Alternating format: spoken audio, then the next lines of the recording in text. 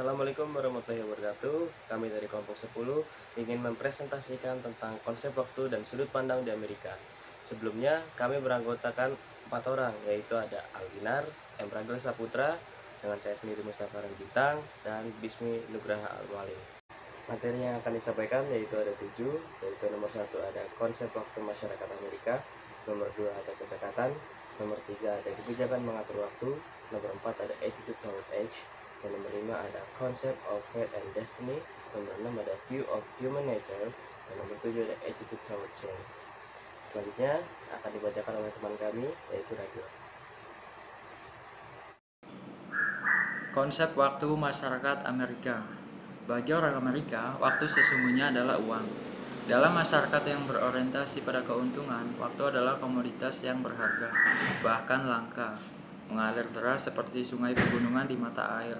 Dan jika ingin memanfaatkannya, alirannya, Anda harus bergerak cepat bersamanya. Orang Amerika adalah orang-orang yang bertindak. Mereka senggan bermalas-malasan, seperti rebahan, dan juga masa lalu di sana itu gak dipikirin, kayak masa lalu ya udah berlalu. Namun masa kini dapat Anda ambil, bungkus dan kemas, dan jadikan itu berguna bagi Anda dalam waktu dekat. Kecekatan di Amerika Serikat merujuk kepada situasi atau keadaan yang berkaitan dengan kecerdasan atau kehandalan di Amerika Serikat. Istilah ini boleh digunakan dalam berbagai konteks, seperti contohnya dalam politik, ekonomi, teknologi, ataupun budaya. Contohnya, seseorang boleh membincangkan kecekatan Amerika Serikat dalam inovasi teknologi, perubahan dasar, atau ketangkasan perniagaan. Ia juga boleh merujuk kepada kecekatan dalam diplomasi luar negeri atau kecekatan politik dalam pemilihan. Jadi, terdapat banyak cara untuk menafsirkan kecekatan di Amerika Serikat berdasarkan konteksnya. Kecekatan Amerika Serikat ini dapat dilihat dari berbagai bidang. Berikut ada beberapa contoh yang mencerminkan kecerdasan atau kehandalan Amerika Serikat dalam berbagai konteks.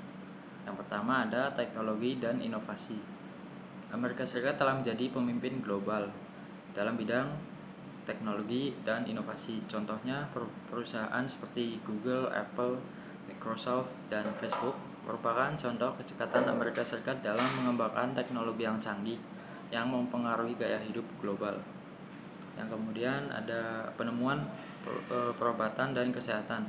Banyak penemuan perobatan dan terapi revolusioner berasal dari Amerika, seperti vaksin COVID-19 yang dikembangkan oleh Pfizer-BioNTech dan Moderna. Kemudian ada ketangkasan perdagangan dan ekonomi. Amerika Serikat memiliki salah satu ekonomi terbesar di dunia dan merupakan pusat perdagangan global.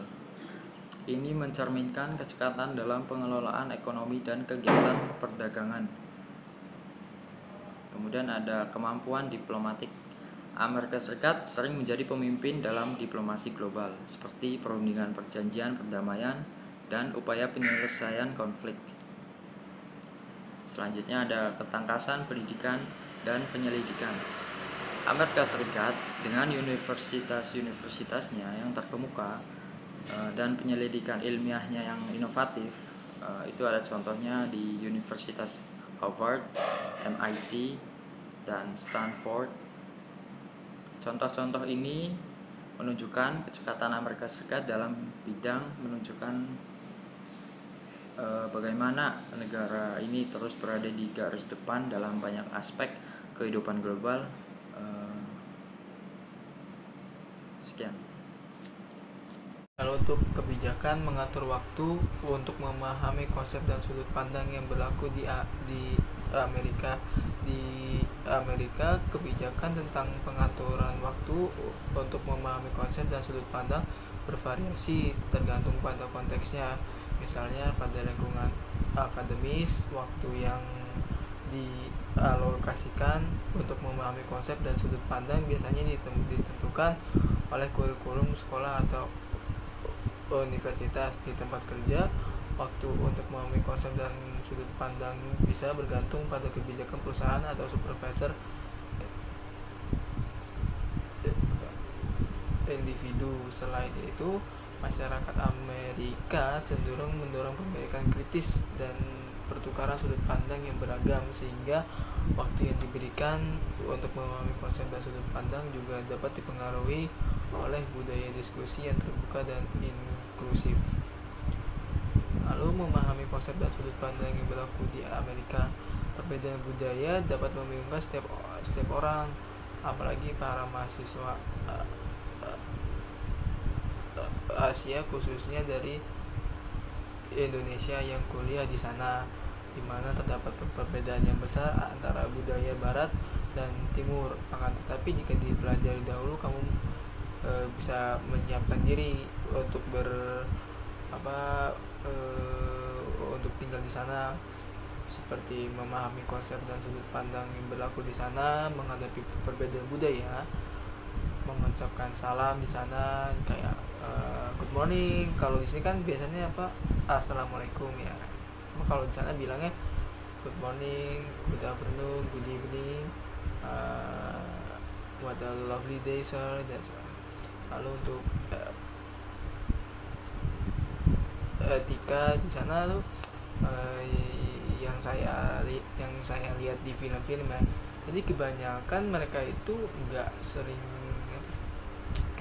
ngebanyakin ngobrol di sana, ya cuma sebentar say hi. Dan lalu untuk pakaian penduduk di bagian kita kan cenderung lebih menutup ya, karena kan cuacanya lebih ke panas, dan kalau di sana itu dingin ya, jadi mereka tuh lebih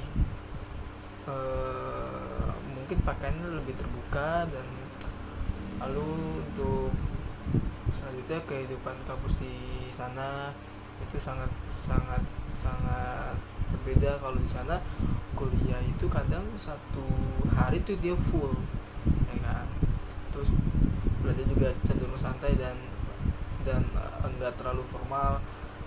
Dan di sana itu kita diwajibkan buat kita yang ngejar dosen, enggak dosen yang ngajar kita ya, walaupun di sini juga gitu, cuman ya terkadang orang males sih gitu aja.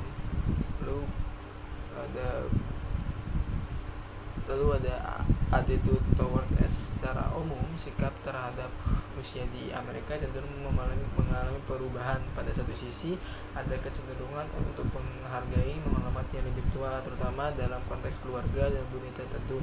Namun di sisi lain, budaya Amerika sedang menemukan keabadian dan kecantikan yang lebih muda. Beberapa orang mungkin menghadapi tekanan sosial untuk tetap terlihat merasa muda. Jadi yang sering saya lihat di film, atau ya saya belum pernah kesana sih, cuman kadang mereka itu terobsesi buat menjadi selalu merasa muda gitu loh. Jadi mereka menjalani hidup itu, kadang aja mereka sering nggak mandi kan gitu loh. Jadi mereka cuma keluar pede, yang penting dia badannya nggak bau, dan dia ya santai aja gitu keluar. Kalau di sana kan dingin ya, jadi nggak terlalu, cuacanya nggak terlalu gimana gitu ya kan. Lalu untuk selanjutnya dilanjutkan oleh Alginar. Terima kasih. Concept of fate and destiny. Konsep takdir dan nasib di Amerika dapat bervariasi bergantung pada latar belakang budaya, keyakinan agama, dan pandangan individu. Secara umum, ada beragam pandangan tentang peran takdir dan nasib dalam kehidupan.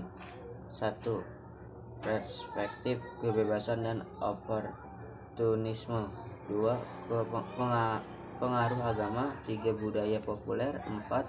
Psikologi dan filosofi. View of human natural. Optimism dan kemampuan untuk berubah.